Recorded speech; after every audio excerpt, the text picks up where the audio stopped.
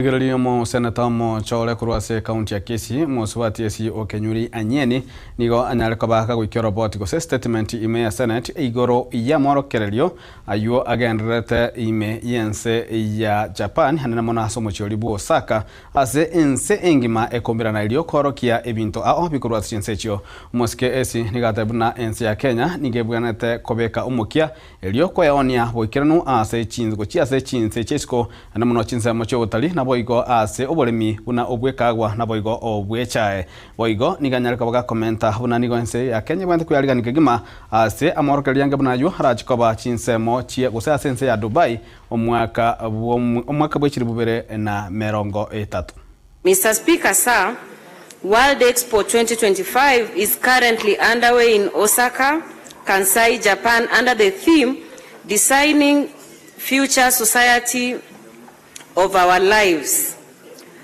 It actually runs from 13th of April to 13th of October 2025, featuring 158 countries, 7 international organizations, and millions of global attendees. Kenya is proud to be among the participating nations. By the end of June 2025, over 700,000 visitors had toured Kenya's pavilion, including Princess Aiko, the eldest daughter of Japan's Emperor and Empress.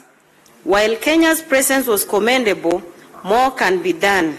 Notably, Keproba must be adequately funded to ensure Kenya secures independent pavilions in future expos.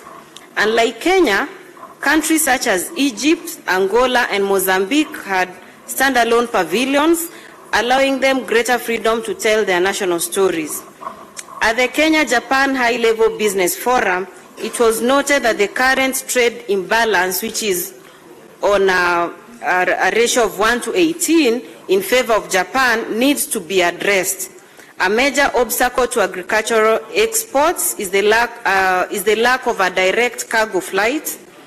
Transshipment often compromises the freshness and quality of farm produce due to temperature fluctuations.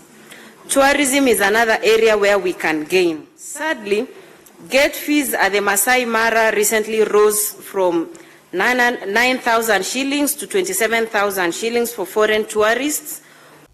Na umanchomo ligerali ase county gosese municipality